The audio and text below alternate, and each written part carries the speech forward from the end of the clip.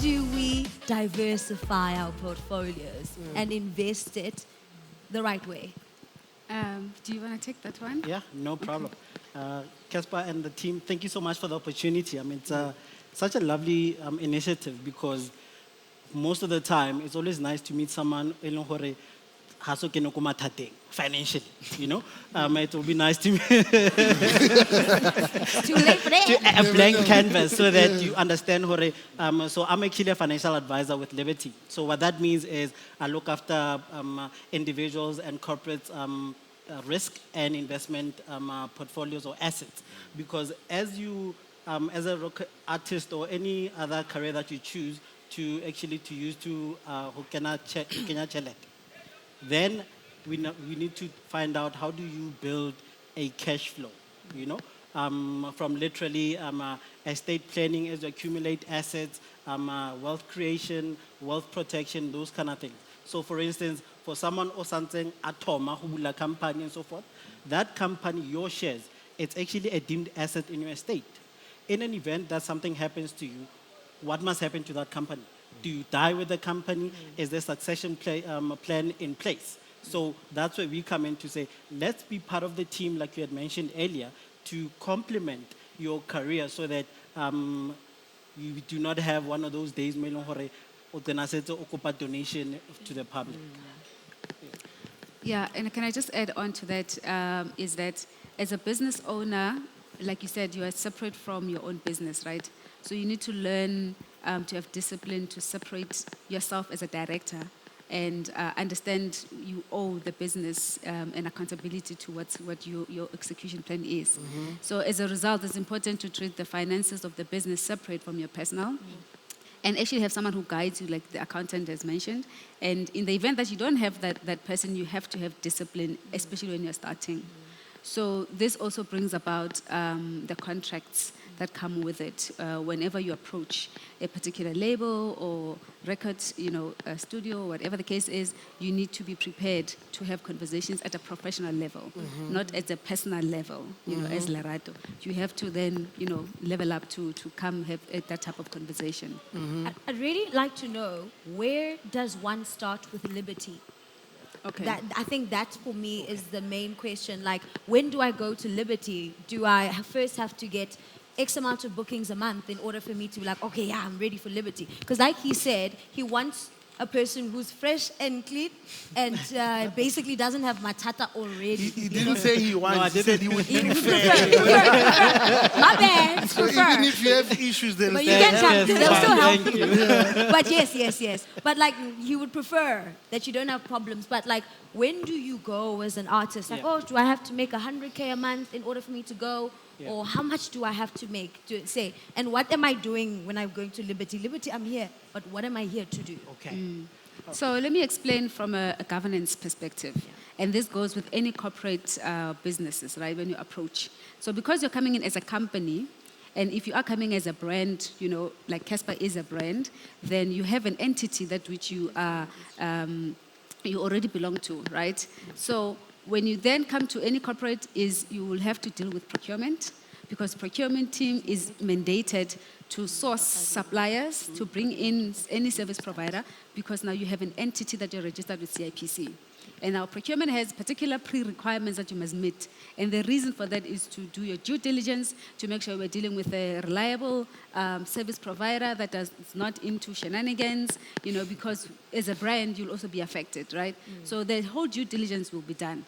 That means you need to have your company registered, your tax up to date, your BEE needs to be in order, because as a business, we are also accountable to the government to be liable and compliant, and therefore requires you as a business to also be compliant. And all of that, even if you go through a brand manager, they'll still bring you back to the procurement team, because the onboarding process, it's exactly there. And if you're dealing with the financial services industry, it's even worse, because now you have a lot of regulations that are governing the entire financial services. So that means now there'll be a lot of third-party checks. So if you were seen somewhere with wrong people and your name comes up, it might be flagged, right? And if it's flagged, now you're put on a red list. And you don't know that, because you were in wrong associations can put you in trouble. And if then you have to now check, you have to validate, and sometimes no one has that patience, and you don't know why you're not even been given an opportunity to have a conversation. But then if you are clean, you don't have those issues, or they're just considered as minor, then only do we then take You it a guys step like the left. word clean. Well, it's the truth because at the end of the day, when something spikes, it will be liberty versus Lerato, right? So therefore, you have to then make sure as a business all those things are in place. And then only you can have a meeting with your brand manager, with the procurement that will say, okay, let's listen to your proposal. You don't have to have 100,000. Okay. Because also in every corporate you have different thresholds. As a small business, you go through this program, which is enterprise development or whatever strategy that the company has. Or if it's a large corporate, you deal with them differently. But the onboarding process is the same. I guess I'm a clean brand because you guys To say, to add, Pamela, I guess Putsaha was, again, just to add, or where do you start? You start by doing a financial planning. So basically, Brian, I'm venturing into this space. What do I need to look at? Then we can actually then prioritize your goals. Where are you in your current life stage? Do you have assets in your name? Do you want to accumulate assets? When exactly do you want to accumulate assets? How much do you think you might actually need? Then we can do a budget exercise to say, on your income, how much disposable income that we can look at to address your income protection, your wealth protection, and wealth short-term, medium, and long-term investment, so that by the time all is said and done, you are still able to manage your lifestyle. Okay. I'd like to ask one more question before we open the floor to, I think we've said a lot just to create a good foundation platform. But I wanted, since we're speaking about you guys not wanting to work with, preferring people to be clean. Preferring. Yes. I want a straight answer from you, like a specific, direct answer. If I'm an artist, because a lot of people think that if you're a freelancer or you're an artist, because our jobs are kind of like freelancers, you get paid sometimes. So how do we calculate our tax? In case maybe I don't have an accountant, how do I calculate my tax? Because you hear that, South African tax is 28% in our personal. Oh, no. It's bad. So if you make $1 million, you actually have 700,000. So how do you calculate your own tax that you owe if you are an artist and in our industry? Basically, just a summary of how we would calculate that. Okay, maybe give us two answers. If I was just an individual who is a freelancer without a business, and what the pros and cons of maybe having a business and running things like that. Okay, so with being an individual and calculating your own taxes, there's a bit of a tricky calculation or more complicated calculation as to how much you earn, in which bracket you'll be thrown into. So with that, we go back to the financial services and advice. You need a professional to be handling those stuff. Even if you're bringing in a minimum of 50,000 per annum, it does not really matter. As long as it's above 18,000, you get charged. So it's not about how much you get or how less you get, but it's about the calculation of that tax calculation. It will throw you in different types of categories for a different individual bringing in different types of money. So as long as I'm making more than 18,000 a year, yeah, you are charged. I'm charged. I'm supposed to be paying Yes, you're supposed to be paying taxes. Now, if we're taking it to the company now, the company has to pay company tax, which is 28% or sometimes 27%, depends on how your financials went throughout that year.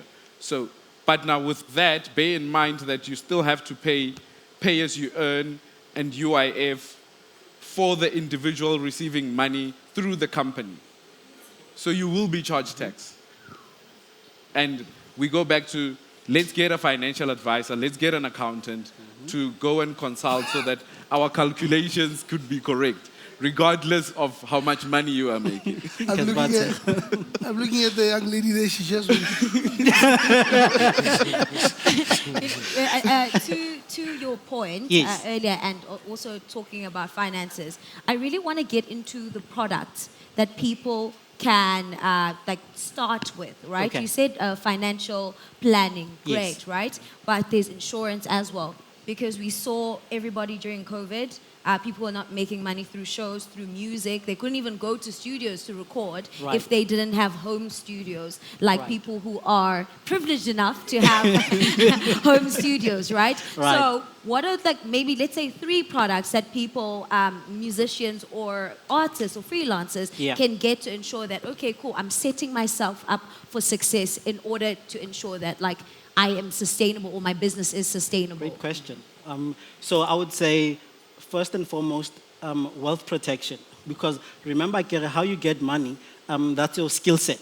So let's protect the skill set that should an unfortunate event take place, then we know there's some sort of provision in place. So that could be a life cover with disability or critical illness in place, those kind of things. And then when it comes to investment, which is wealth creation, you can look at setting up an emergency fund or a security investment for maybe a down payment for purchasing a house or a car. Then you have to look at, obviously, the one that a lot of people don't really necessarily enjoy talking about, which is retirement planning. Like you're setting that part as well. So based on your income, then we can walk around it to say, this is how much you have, how much are you willing to spend in terms of budgeting. Then we can actually kind of start up pack to say. And then as life gets better and your life stage changes from you maybe being a single person or into you being a parent and so forth, then we look into estate planning, putting a valid will in place to say, should Mudima Khopole before your time, That's a nice way to put it. where do these assets go? So I hope I've answered your question. Yeah, yeah. Can I just add to that for anyone who's in the business of the arts and not necessarily the talent, if you're managing an artist, I think one of the things you also need to put in place is the estate planning. Because if Mudimu wa Hopola, something happens, the family is going to come to you knocking. They're going to come and look at you and say, you are managing this artist, this money is with you, now all of a sudden, so umuntu otshontsha imali. And if you don't have the documentation that backs up what you're doing on behalf of the artist when the artist has passed, then a lot of things can come your way that you weren't expecting. So even something as basic as a funeral plan, please, in South Africa, that's the hardest thing to talk about. As abantu abamnyama ukuthi when And I this is die. over. And this is over, vele. Yeah, this is over. And ukuthi, it's, I believe, and please forgive me for saying it so bluntly, if you do not have a funeral plan in place, I think it is not fair on your family and the people who are left behind to see to finish how they bury you. And it's and it's really embarrassing, I think, for your family and the people who are left behind to have to go and ask on your behalf because you didn't make the plan. You were at Diamond Walk instead of at Liberty's offices. 100%. Valid point. Just a call. Valid point. I'd like to ask BG something, and to your point, what are some of the common mistakes artists make when they're at their peak? And do you ever find yourself in a situation where you have to help bury somebody because at the end of the day, you're not their team. You're just responsible for one part, but do you ever find yourself in a place where the family is coming to you like, hey, Baba, Definitely. you were the one? Definitely. I think obviously it's just how to manage your funds. That's very important. And also what Sylvie spoke to you about your family knowing. That's why the next of kin is very important, right? When you know how, I think the fundamental thing, I can speak from a record label side, from music, right? You should know what royalties are, right? What is a royalty? What is the explanation of a master? Because you guys have started about master ownership, etc. You can own your master, but if you cannot exercise your master rights to earn your income, for me, it is useless, right? Because it's sitting there, it can generate X amount of streams for a lifetime thing. But this is where now you need some muscle or some team to say, how can I generate more money using my master, right? An example, you guys are speaking about COVID hit. That's where now you're saying, okay, there is such thing as sync deals, right? I can go knocking at a particular office and say, okay, guys, you guys are shooting a movie, or use my music, license it. That money is sync money now. That has to go through the whole royalty process from a master ownership That money gets 50% goes to that, then the other one goes into the copyright side of things, where now royalties start to be handed out. So a lot of this thing, as I was saying to you, it's mismanagement, right? It's not knowing what to do with money. And I think, personally, I can speak for myself. Now I wasn't taught money from school or anything. I think we just got into it. You're like, "Ish, okay, what do we do?" And we miss Prakati Rolex. Hip-hop lied to us. Hip-hop lied to us. I think when you were thinking, America, it's so cool, you must be flashy. But at the end of the day, saying, okay, now, how do I utilize this money? How do I move it for it to make me more money? So you get passive income, ne? Yeah, passive income, yeah. Yeah, I also wanted you to touch on the topic of diversifying. You know, in our industry, a lot of people come in and do one thing and you're great at it, and especially artists. I think that's one of the reasons why, you know, a lot of our artists end up dying broke or getting broke because, you know, they don't have passive income or don't diversify their portfolio, which is something that you were able to do. So I don't know if you'd be able to give us a foundation of how you went about it, because I just knew you as a DJ, you know, and today you have so many hats on your head. So how did you go about it? So I think more than anything, it's the passion that I had for music as a whole. Kutumeleke DJ, running around, DJing, money comes, spend it on alcohol, nice time, weekends. Oh, I nearly said another word. Right? But you spend it on alcohol, Illuminati, right? It's a safe space. Yeah. No, but it's not. It's not. They'll come back and say, remember that tweet? But I think from then, you feel obviously just the surroundings that I had, right? I was privileged enough to have such good friends like as a KO, Tabiso Khati Tolu, right? To able to say, this is what you need to do, right? That's when now, from DJing, we have this amount of money, but we're blowing it. I remember there was one point, from Thursday till Sunday, literally 2.5 every day we would spend, just on alcohol, lemonade, right? So that's when now I'm like, okay, I need to grow up. And for me, this space is a young man's sport at the end of the day, right? The more younger you are, the more actively you can go. As time goes, you know, the gas goes down. So I decided that I want to explore and involve myself for more management skills. That's the business side of things. And that's when now I started to say, cool, how do I get myself into corporate? How does this thing work? You know, because it's educational pieces at the end of the day. So I started to know, okay, this is how music works. This is how this thing works. And also, I wanted to buy a car or property. But income wasn't... Pay slip. Yeah, thank you. There 6 it is, month right? bank statement says tops, You know what I mean? tops. So that's when I decided... yeah, and other things. But obviously, I decided, okay, you know what? I need to get myself a property. I need to get myself a car. Assets, and the bank, those little things. And I was like, okay, I need to diversify myself. A daily income, a weekly income, a monthly income, and preferably a yearly income. That's how I was always pictured things, you know, in my mind. And I got decided, got told Spani, still DJ, but now I'm like, okay, I'm getting income here, I need to invest. And I managed to buy myself my first car, buy another car, get into a property, buy another property, and also make some bad business decisions. No, thank you.